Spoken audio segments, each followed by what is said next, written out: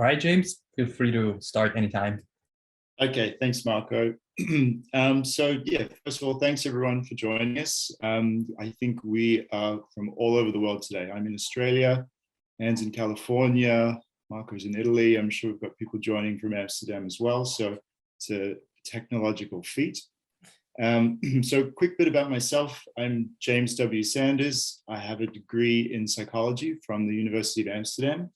You might have read a paper that I recently co-authored titled Moving Past Mysticism in Psychedelic Science.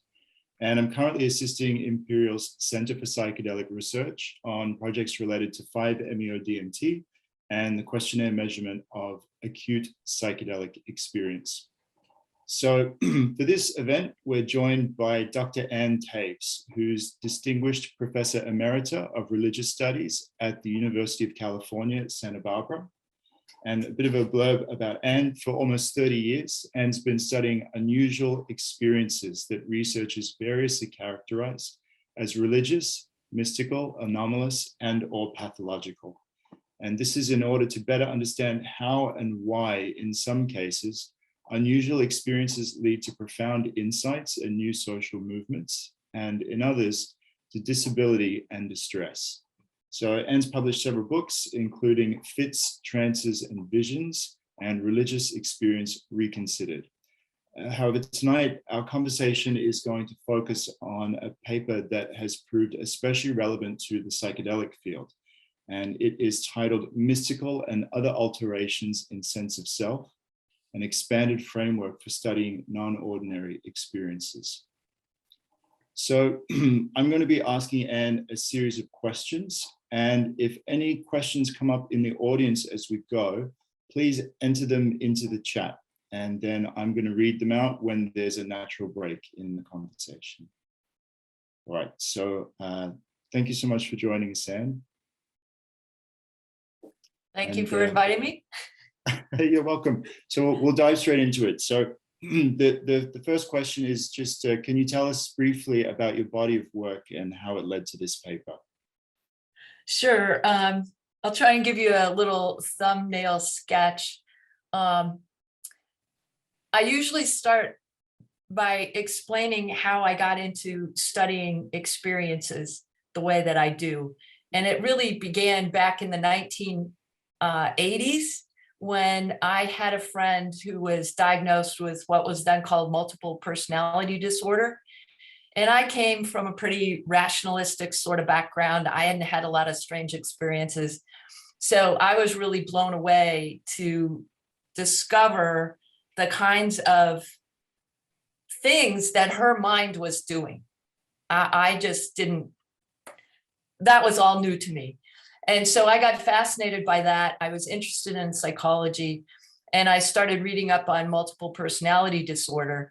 And one of those books had an introduction. It was by Colin Ross, and it was talking about the links between, or similarities between, certain shamanistic type experiences and multiple personality. And that sort of clicked with experiences that I had been, that I knew about as a historian of Christianity, that were unusual, that I couldn't make any sense of. They didn't tend to be classic mystical experiences as much as, I was thinking about things where Methodists would fall to the ground under the weight of their sins, and then they would have out-of-body experiences, and they would journey to heaven and this kind of thing. That created a sort of triangular space for me, with the psychiatry at one pole, the anthropologists studying spirit possession and shamanism, and the religious studies people studying mysticism and other sorts of unusual kinds of experiences within a religious framework. And once I saw that, I couldn't just study religious experience anymore. I started positioning what I was doing in the middle of that triangle with the common features of these experiences, the overlap in certain phenomenological features of the experiences, and then wondering, how did they wind up being a psychiatric illness in one context or a mystical or whatever experience in another, or, something the anthropologist studied in another.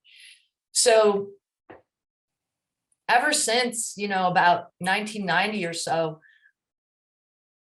I haven't thought of my research as specifically religious studies research, even though, I get pigeonholed in that way. And so this paper on mystical and other alterations in sense of self was specifically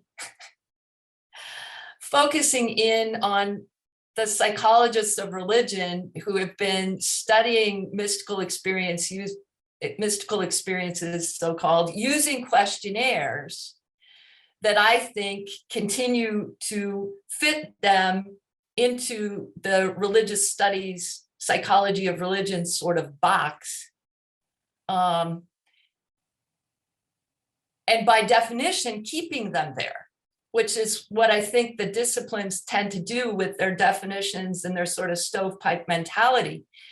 And so what I was trying to do in the article was indicate some problems with their questionnaires, their surveys that kept them locked into this box, and showing how broader questionnaires open up that there can be a negative valence as well as a positive valence to these experiences, and that some researchers study these experiences of dissolution of sense of self as a basis for investigating more psychotic type experiences, as well as the positively valenced mystical ones.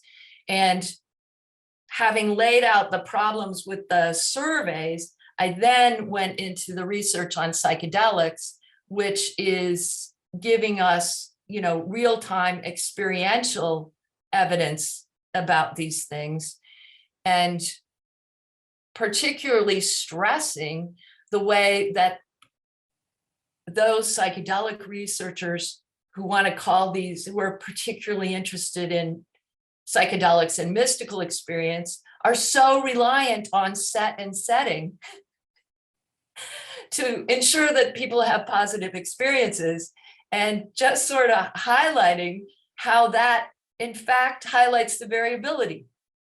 I mean, we all kind of are aware that there can be bad trips. So why isn't this in our conceptual framework, and why aren't we trying to understand more fully how these different factors affect the nature of the experience, rather than those some who kind of say, well, psilocybin leads to mystical experiences.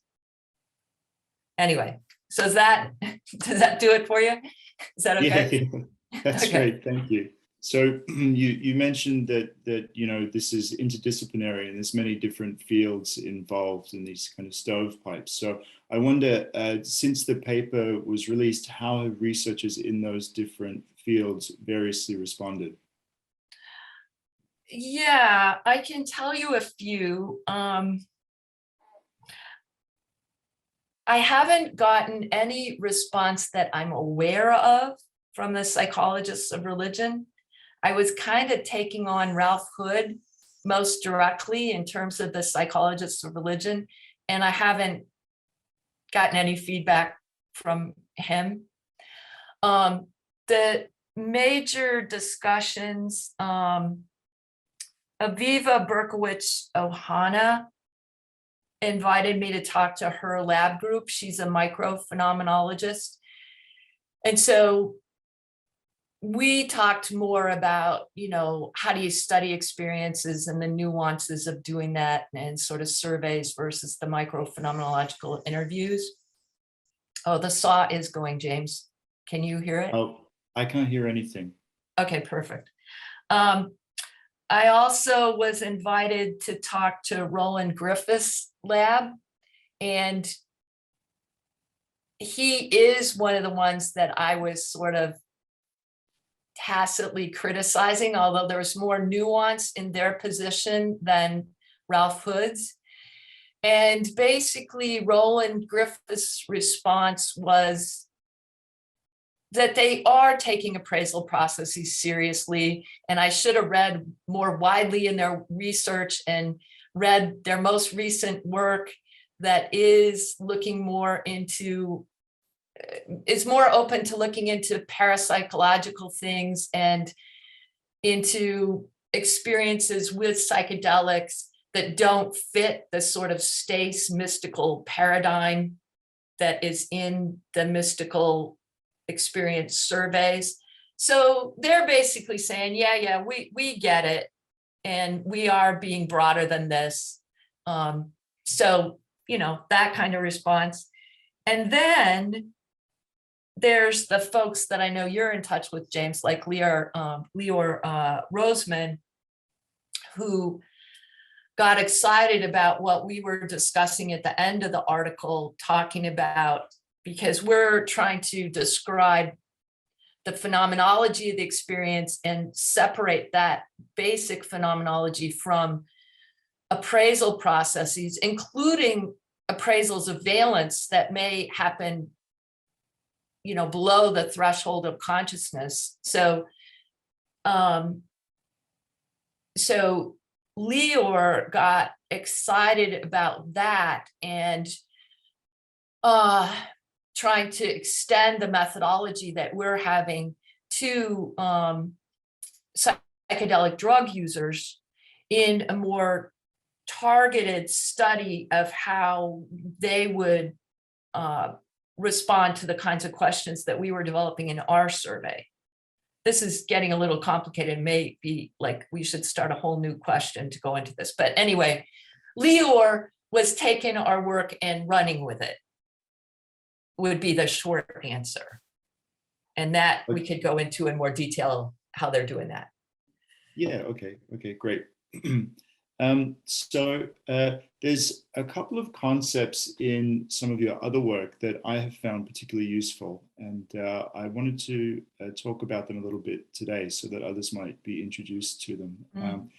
The first one is the concept of specialness. So I was wondering if you could tell us a little bit about specialness in your work and how that might relate to research attitudes towards mystical experience. Yeah, well, I'll say what comes to mind for me, and then you may have some thoughts on this that you could elaborate too. Sure. So I kind of like working with Durkheim's definition of a religion, not religion in general, but a religion. Which he defines as rites and practices related to sacred things, that is things set apart, and in other places says set apart and protected by taboos, that these rites and practices form people into a more, well, he says a church, but what he means is a moral community. So I don't take that definition just as is, but for me, it's been something really fertile to work with. And so the specialness concept comes out of his notion of sacred things. But his notion of sacred things is very black and white. It's this hard boundary between the sacred and the profane and the taboos, clearly set the thing apart and protect it so it doesn't get contaminated with this profane stuff. But there's some other anthropologists, I'm forgetting the name right now, who've taken that and said, yeah, but it's really more of a continuum. And so if you think about it as more of a continuum, then you start thinking about things from the ordinary to the non-ordinary, or the ordinary to the special. And you can have degrees of specialness. And you can see that and so that puts what they talk about in terms of the sacred at the end of a continuum, and allows us to see a lot of things that would fall in the middle that we're setting apart. and valuing more than other things that are like it. And one of the things I always like to think about is, children. I mean, if you think about children as a general category, I mean, they're a pretty normal, ordinary kind of thing. There's millions of children. But if you think about your children, each of us would set our children apart from all other children. They are much more special, but we wouldn't normally call them sacred. And so thinking about that kind of continuum also then allows us to think about that setting things apart probably has a biological basis and an evolutionary basis. I mean, any mammal that raises its kids may have some way to set their kids apart from other infants. Anyway, how that relates to research on mystical experience, the first idea that comes to mind, but I don't know if this is what you're thinking about, is when people have an experience that's highly transformative and totally stands out for them relative to other experiences, they may be inclined to, think of it as sacred, to push it really far toward the end of this continuum. And I think this is one of the things that Roland Griffiths asked people is, have you ever had an experience like this? No, it's, So things that get pushed to that end would be things that people are setting apart and don't want to compare to other things. I mean, that's one of the mixing things that then people think of as taboo for sacred things. So actually, now that I'm thinking this through, okay, I think the key takeaway would be if people have these experiences that they see as sacred, the last thing they're going to want to do is compare them to something so profane as a psychotic break and see that there might be any similarities between the two. And, besides whatever theological or religious presuppositions we might be disrupting, I think that in itself would feel really bad to a lot of people. Yeah, it's interesting. I think the reason I was asking the question is because I can understand how on a personal level people want to value these experiences over all others, and then it seems to come through on the scientific level as well, where, as you point out in the paper, many researchers are reluctant to compare, and it's not even necessarily the people who are having the experience themselves, although those researchers may have had similar experiences. But it carries through into the research attitude as well. Yeah. So it's this, part of the issue around sacred things, that one of the best ways to profane a sacred thing is to break down the barriers between it and other things.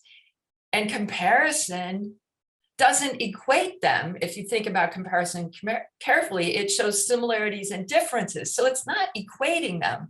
But still, comparing for a lot of people gets threatening. Right. Yeah.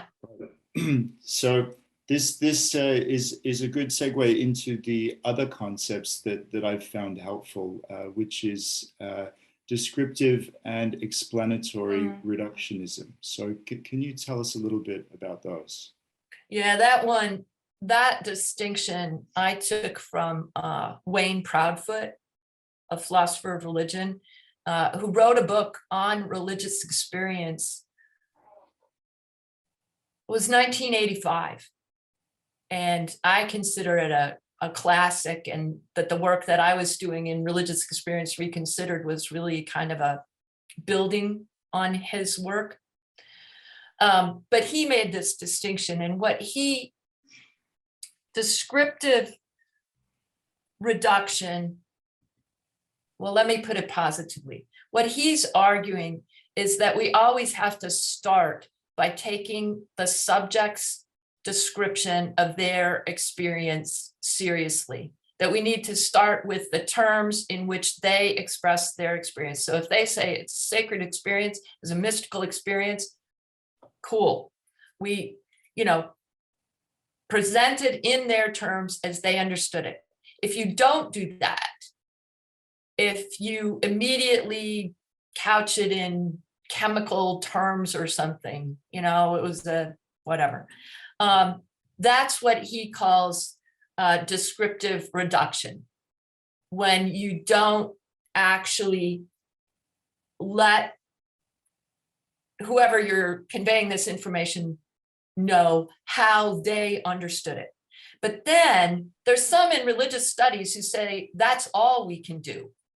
And so what I see is really powerful about his point is that then in what I would take as a different voice, we can step back and in our own voice as researchers say, but I see similarities in X's experience to what's going on over here in Y's experiences. And as a researcher, I want to compare them to see if I can explain the similarities and differences between their experiences. Why person X insists this is a sacred mystical experience, and person Y is saying, no, this was horrifying and terrible, and I never want to experience that again.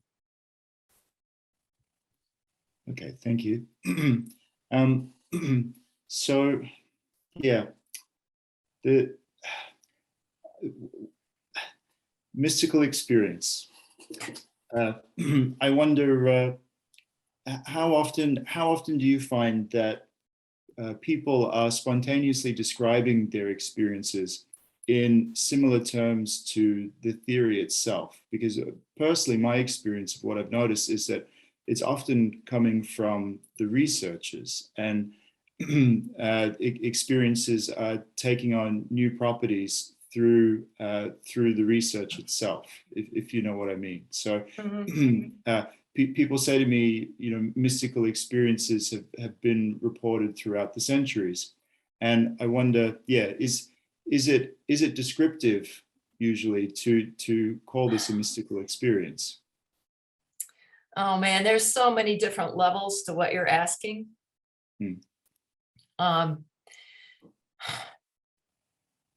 Yeah.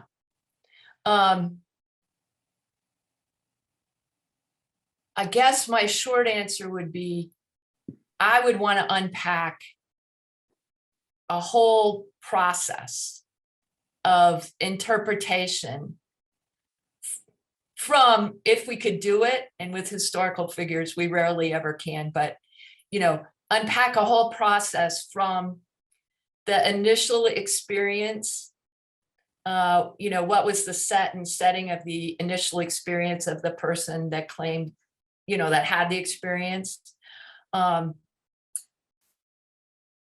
what they went into it with, and how they thought about it, how they interpreted it and reinterpreted it at different steps, at different stages in their own lifetime, including who they interacted with, to oftentimes needing to figure out what they just experienced. So often people have an experience and they're puzzled by it, and so they have to go to some sort of expert, who could be a religious expert, not just like a medical expert, to figure out what it really was. So all that layers in an interpretive process, which if we went back to the brain level, we would see levels of interpretation there too. But then we get the tradition and the historians and all those guys involved with their concepts of what's an authentic experience or not. And did person X's reported experience amount to what we consider an authentic experience for our tradition? In which case, if they're using the category of mystical experience, it might count as that. But if it seems unorthodox, then it wouldn't be a mystical experience. It would be, a heretical pseudo experience, a counterfeit experience, as some would say. I can quote you a theologian on that. And then you get the historians coming in, or the religious studies scholars with their categories. And you can look at traditions. I did this with an encyclopedia article at one point. So some traditions like to talk about mystical experience. Since Gershom Scholem, Judaism has been big on mystical experience. But in India, the kind of reform Hindu scholars getting in touch with Western categories, they preferred religious experience.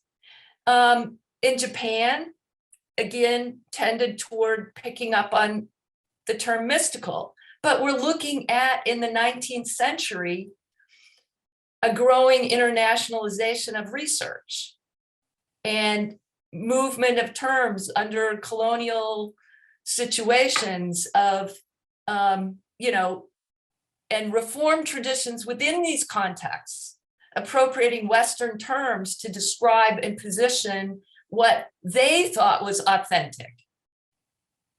So, well, and I haven't even touched on perennialism. Right. Right, which is which in the ways that I tend to think about it is more mid 20th century development, where we get the experiential core of all religions, right, is this mystical experience. And we get certain promoters of that. Right. So there's so much to deconstruct here. This is where the historian in me starts to go bonkers, like, yeah. Okay, so you're kind of hinting here at the Western intellectual roots of the mystical experience theory. This is something that you bring up in the paper. And I know that when I've repeated this in the past, I've had pushback. And this is, again, when people say to me, but these experiences have been reported throughout the centuries from all over the world. So I wonder, what's your view on to what extent we should consider mystical experience, if at all, a Western intellectual concept? Well,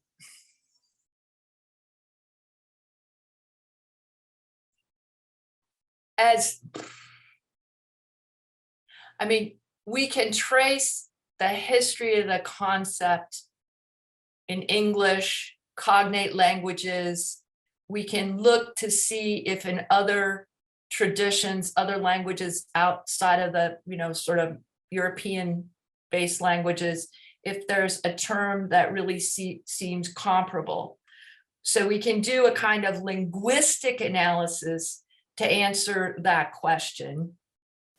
I think on that level, we would probably find some overlap, and then we'd find associations with terms that would come out rather differently. Part of we have this whole set of terms, mystical, religious, anomalous, parapsychological, magical, superstitious, with positive and negative connotations that aren't even stabilized in English. And so some people actually, one of the early drafts of this article that I submitted to a different journal got pushback from the editors because they actually published articles that talked about mystical experience with a very broad definition. And so it's not till you get this lineage going from William James to Stace that you get progressively narrow definitions of religion or of mysticism that become the definition that's used in the mysticism surveys. So there's lots to be investigated there, but how I would think would be the way to investigate it is more like what we're trying to do with our inventory of non-ordinary experiences, and similar to what Lior Roseman is trying to do in extending our research, which is to see if there are features of what is some call mystical experience that we can actually anchor in perceptions, bodily sensations, or feelings that can be recognized by people across cultures. And so this whole issue of anchoring in some stable, bodily sensation, which in the case, the core thing that we tried to anchor, that we took from the mystical experience scales and tried to anchor, was a sense of dissolution of the boundaries between myself and the world. And we were trying to see if people would understand that in the general population, in the US in English, and in India in Hindi. And we couldn't pull it off. We tried a zillion things, or a lot of things, and that's discussed at the end of this article. In the US, there were certain formulations that people did seem to understand, but in India, we couldn't get a formulation that was comparable that the Hindi speakers understood. That could be because the general population in the US has the idea of sort of mystical experiences, and it involves a dissolution of yourself into all or everything or something like that. But in India, that isn't such a common notion, and so they didn't get it. So that would suggest that culture is playing a role in constructing this concept. But here's where Lior and those guys are going. They're working specifically, doing research with psychedelics. So what happens, I don't know exactly what they're doing, so I'm giving you a hypothetical.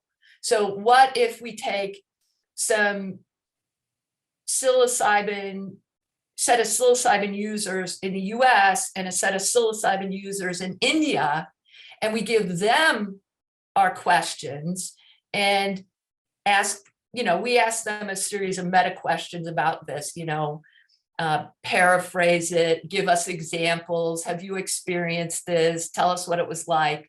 And then if we get comparable answers from the experienced drug users in both contexts, then we could think, oh, okay, well, this would make sense in a limited population or a subset across cultures of experienced drug users, but it doesn't make sense to a general population unless they've had the concept introduced to them. Yeah, I think especially with psychedelic use, I get the impression that a lot of people, a huge majority of people who are setting out to take psychedelics are doing their research first. And they're often encountering these concepts because it's a scary thing. You're taking a drug, you're going into the unknown, you want to be armed with that knowledge. Right. And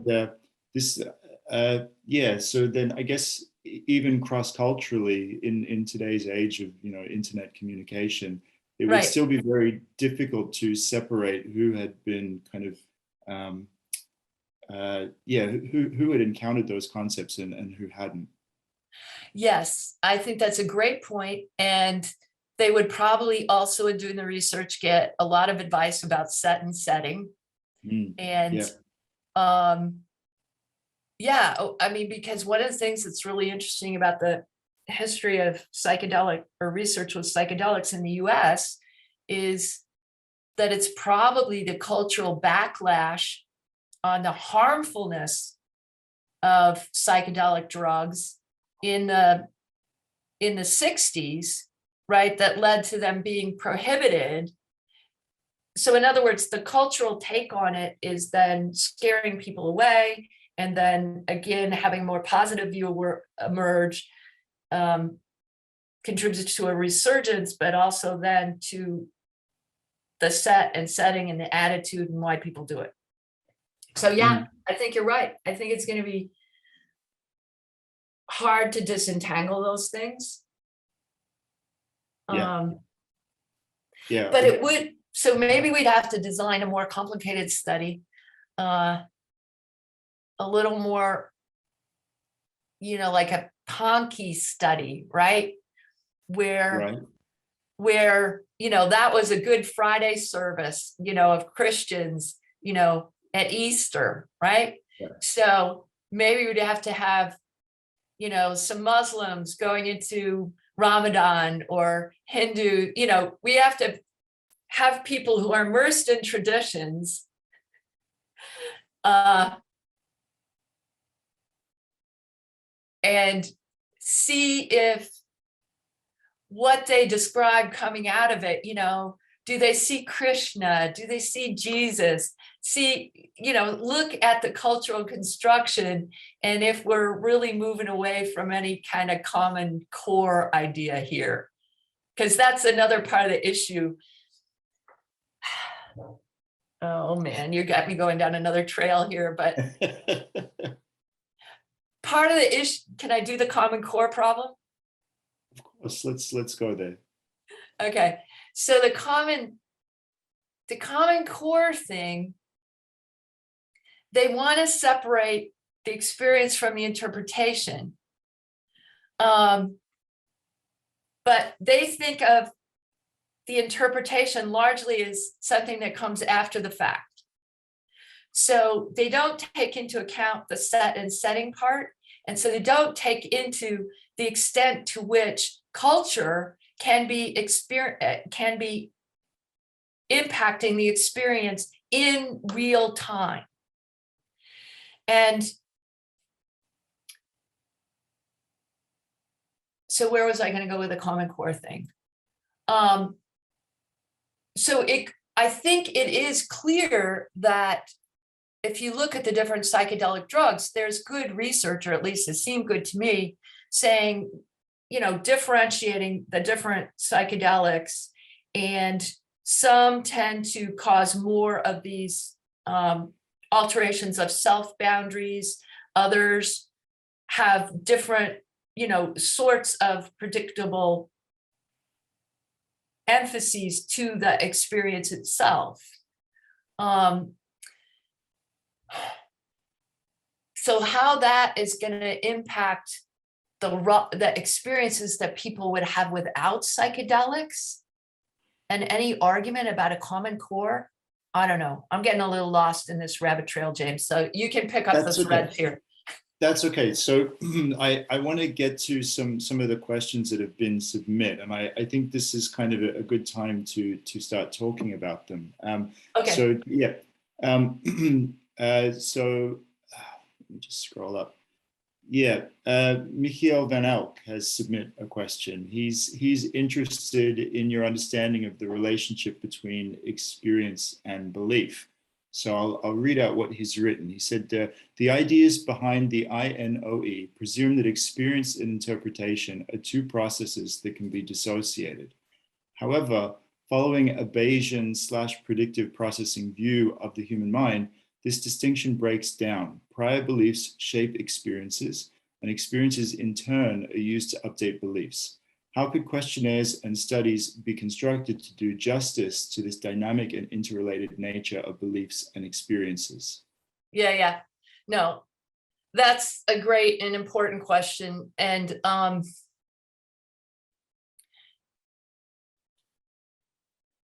think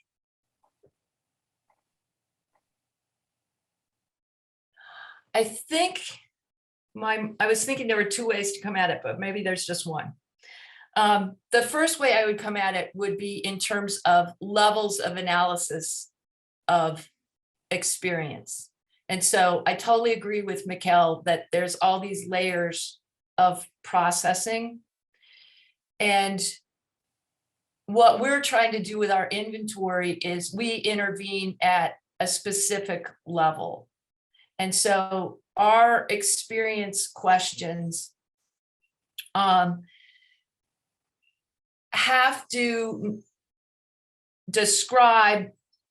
to offer a generic description of some sort of experience that people can recognize themselves as having had.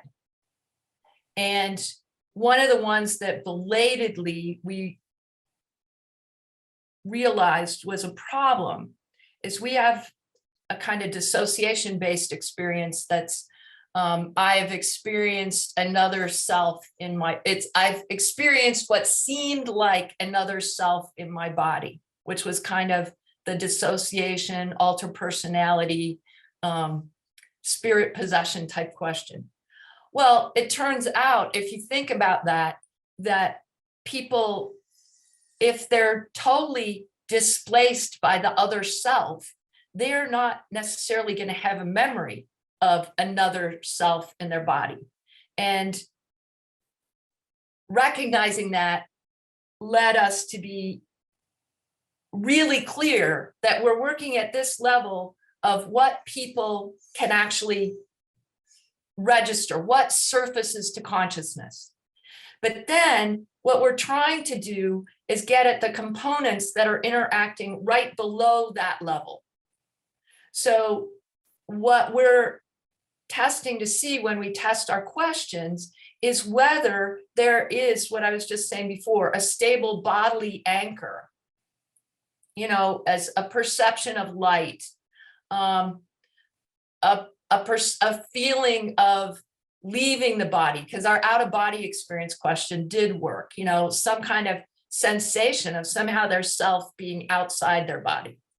That then we can look at how they appraised it after the fact, but not ruling out that a cultural schema was involved pre-consciously in shaping how they interpreted it after the fact. So what we're trying to do is see if at the level of conscious reflection, we can separate out the anchor from an appraisal that could have been pre-conscious or post-conscious, if that's a word. And with our instrument, we can't separate out the pre or post, but by using it with large scale surveys, I think we're going to be able to pick up contexts where the pre-conscious appraisal is more common and is leading more people to appraise things in a given way than in a context where that schema wasn't floating around in the culture.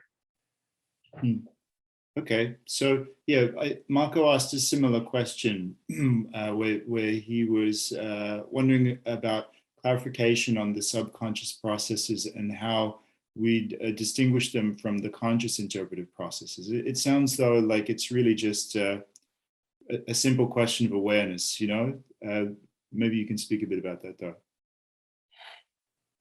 Yeah, I mean, people aren't, I mean, we're assuming that when people have an experience that in the real-time experiencing of it, priors, cognitive schemas are priors. So in terms of Mikhail's question, that those are being mobilized really quickly and that people aren't conscious of them, that they're mobilizing a schema. So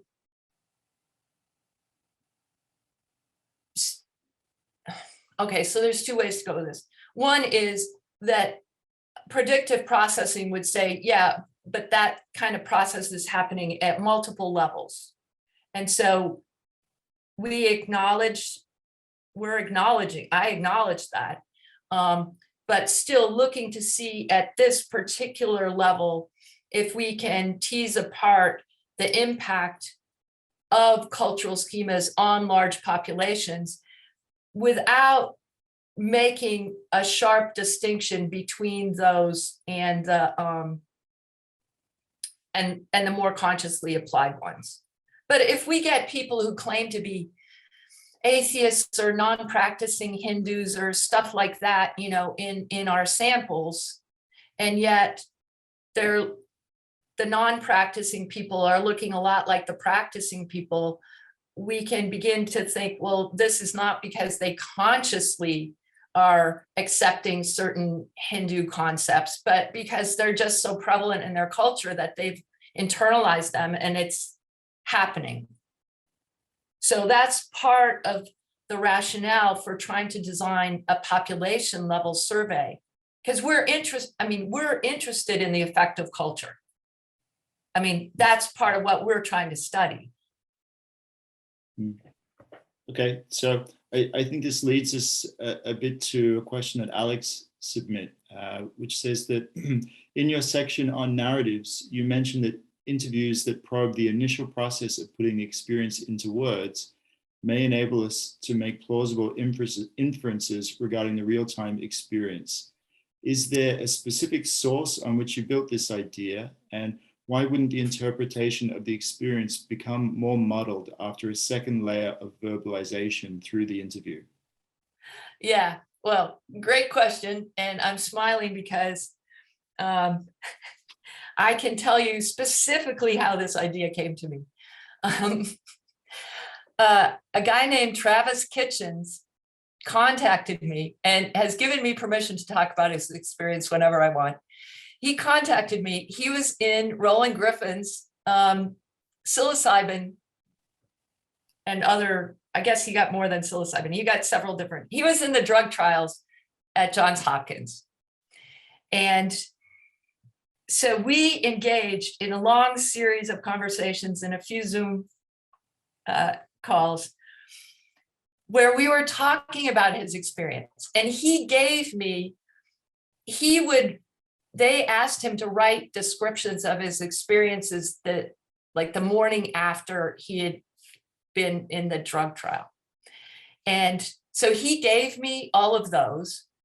He also had been working on a sort of memoir type thing. So he'd written various things about his experiences at later points in time.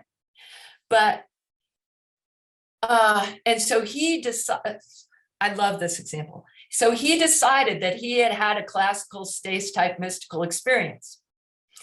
But this was after the fact, and I was able to reconstruct, working with him, exactly how this had emerged.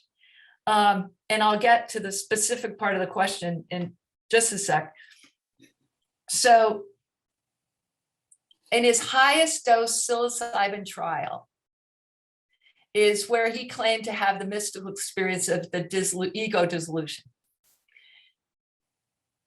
But of course, for Stace, this is a big positive thing. It turns out he was terrified by it. And so directly after he came out of it, he ran into Roland Griffiths and told him about his terrifying experience. Roland then assured him that, everything was going to be okay. It gave him this really positive reframing feedback. So when he wrote it up the next morning, he was already starting to reconceptualize the experience as this cleansing, purging thing that, was setting him on this new track. But I used some of his experiences, his next morning experiences, in a version of this paper that we're talking about here that got way too long, and so I cut all this out. But one of them that was really visual, and I haven't refreshed the details on this, but it was really visual, and he was seeing images of faces that looked like they had, I don't know, like Indian or shamanistic type masks on or something. My point is, he described the masks in a way that was obviously had cultural information in it. And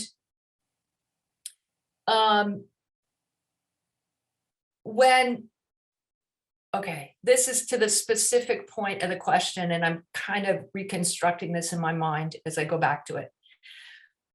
But as a historian, analyzing a primary document, this account of the experience the next day, I tried to read it really, really carefully and look at what he said happened and then what he said happened next and go step by step through it.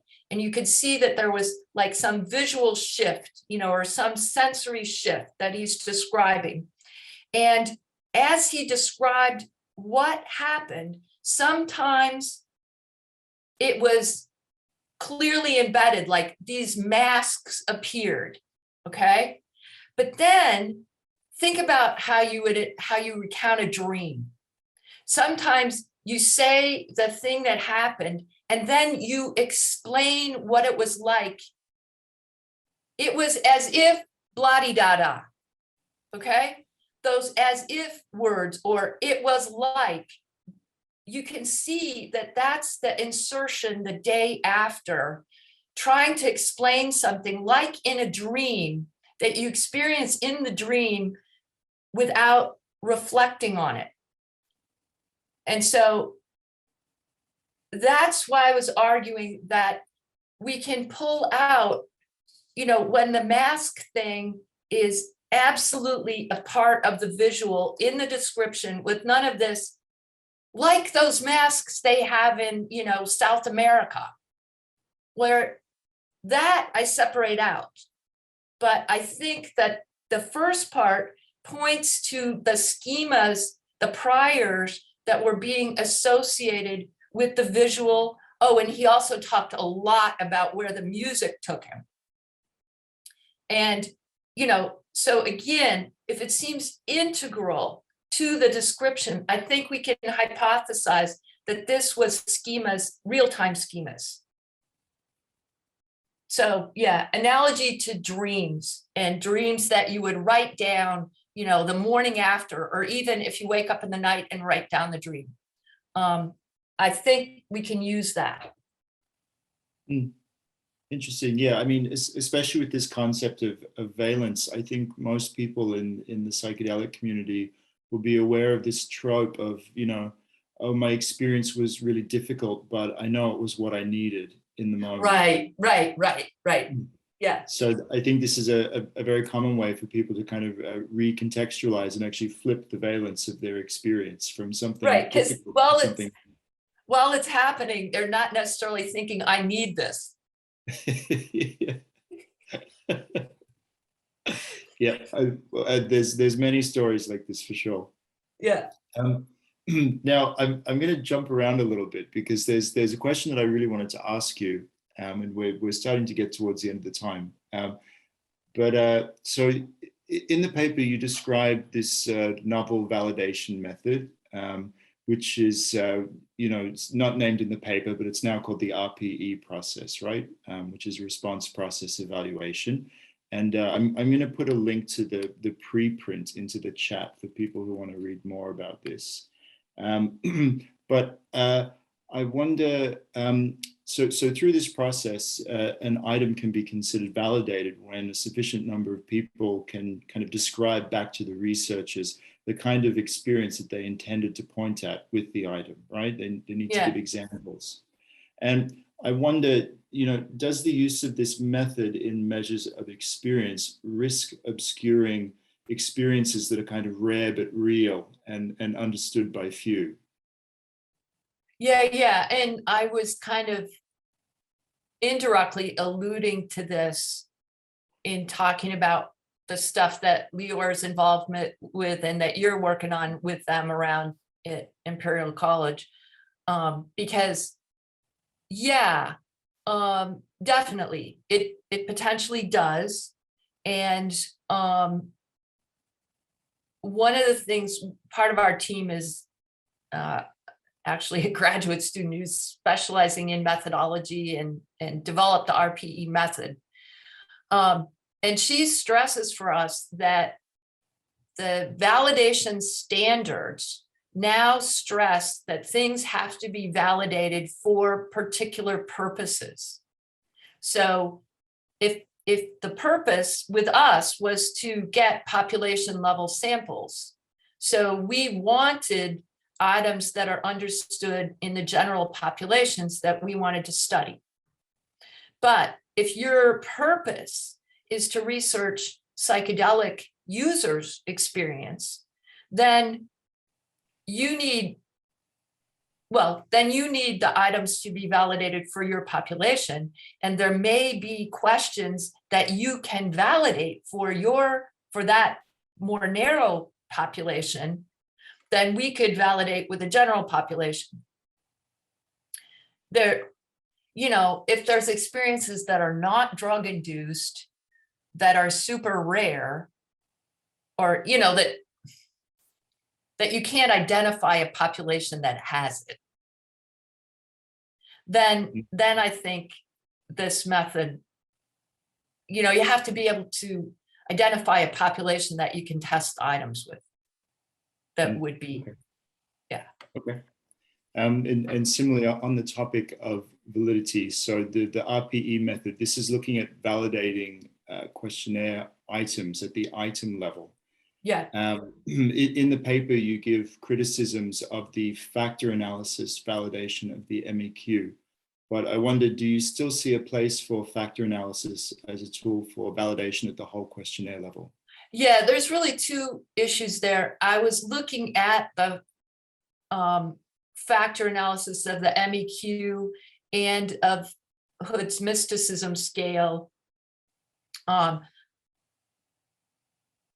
wasn't criticizing their factor analysis per se, but I was showing that they only had a positive valence factor and a unity factor. For example, there was no measurement. There was only broader scales would include the potential for negative valence. So I was just saying that they constructed in such a way that they'd limited themselves. They'd limited their factors very narrowly. So that was the criticism there. But I would make, and the validation people I'm working with would make a different kind of criticism of factor analysis, which is not, again, of factor analysis per se, but it's factor. The problem is factor analysis without item level validation. In other words, how can you rely on your factors as measuring some sort of construct if you don't know if people understand the items that you're asking them in the way that you intend? So it's a lot of work to do that, to do the item level validation. You don't have to do it the way we did. A lot of people traditionally have done it more through focus groups, but even there hasn't, item level validation hasn't been a big deal. And so people just go straight to the factor analysis and different kinds of statistical analyses that compare it to other scales with other items that haven't been validated at the item level. And so you create this vast network. I see, my impression is we get this vast network of scales, none of which we know how well they're grounded with actual people. And coming from the humanities, which has huge suspicion of all this survey research in the social sciences,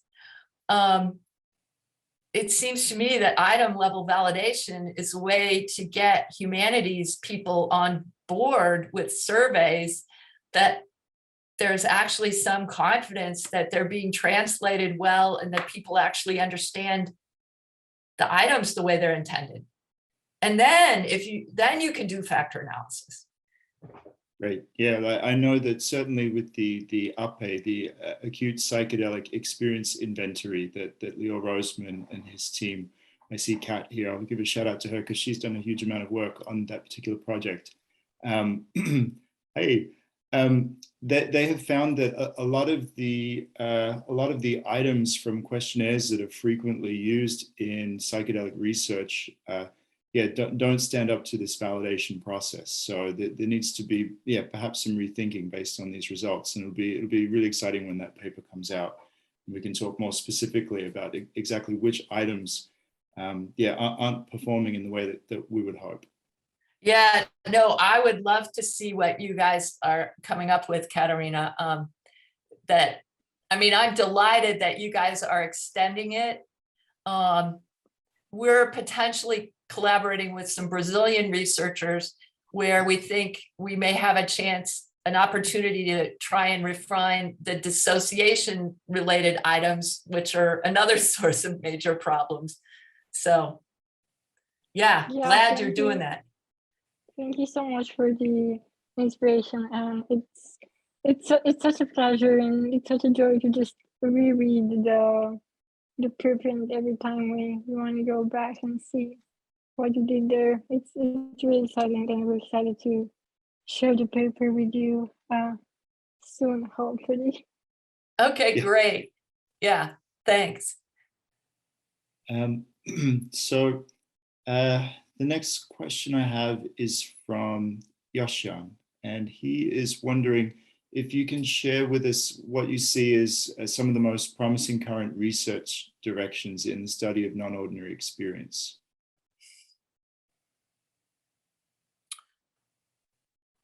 Well, I mean, generally speaking, I think that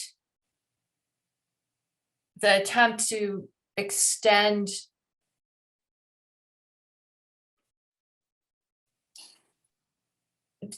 to move into the medical field to see what kind of positive effects some of these experiences could have, but also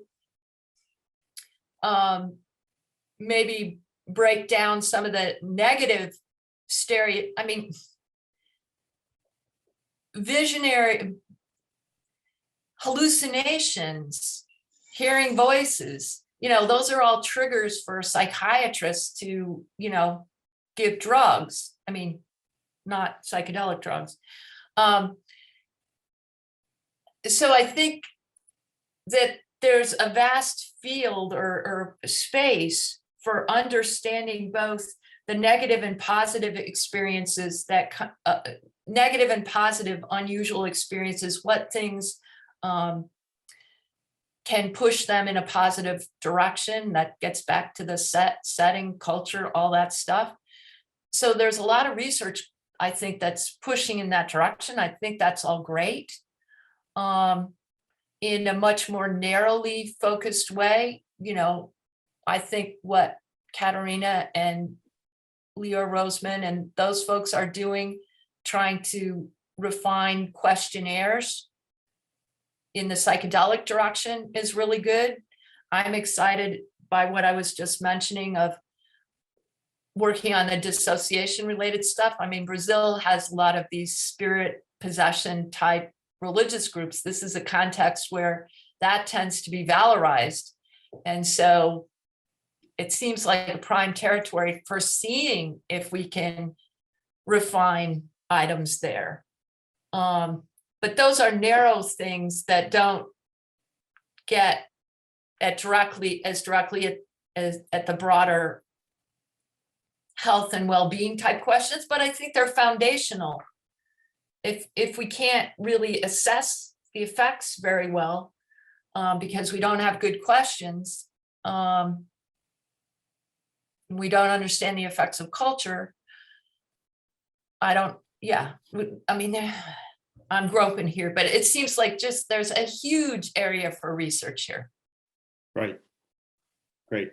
We're getting towards time, but I just want to slip in one last question that's kind of come into my head, which is that, yeah, so I've also been helping out on the RPE project, the Acute Psychedelic Experience Inventory. And I'm trying to look at some qualitative data that I have where people are describing their psychedelic experiences and just making sure that the questionnaire is covering the many ways that people do spontaneously describe their experience.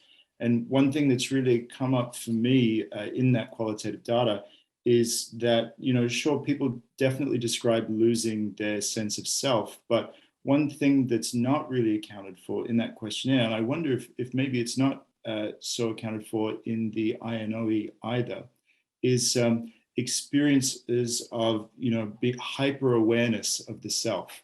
So like extreme sensitivity, extreme paranoia, there's all these different tropes from psychedelic experience that seem to involve, a heightened sense of self, both at the embodied and the narrative level.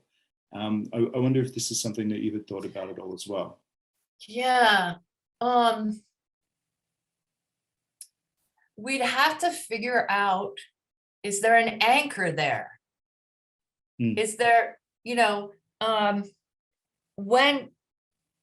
so you were going from hyper experience of self to paranoia.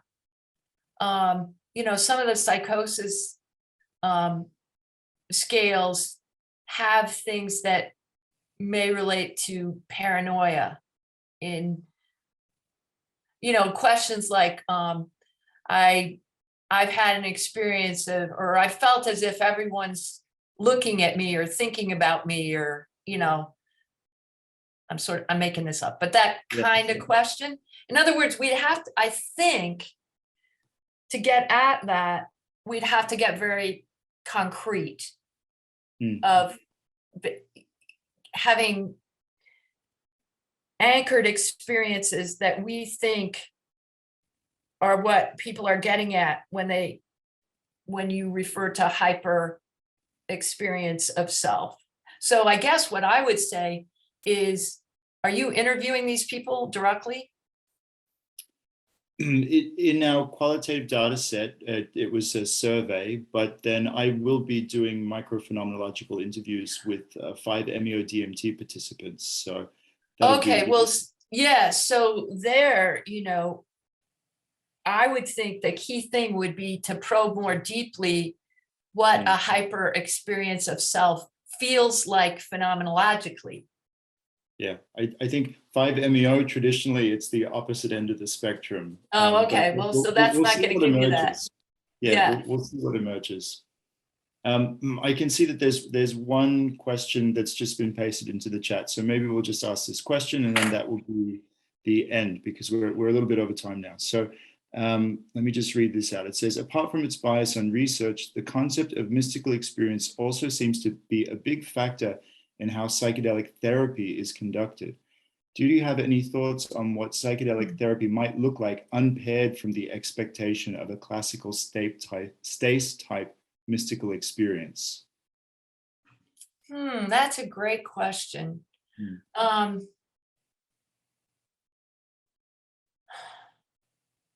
It would seem like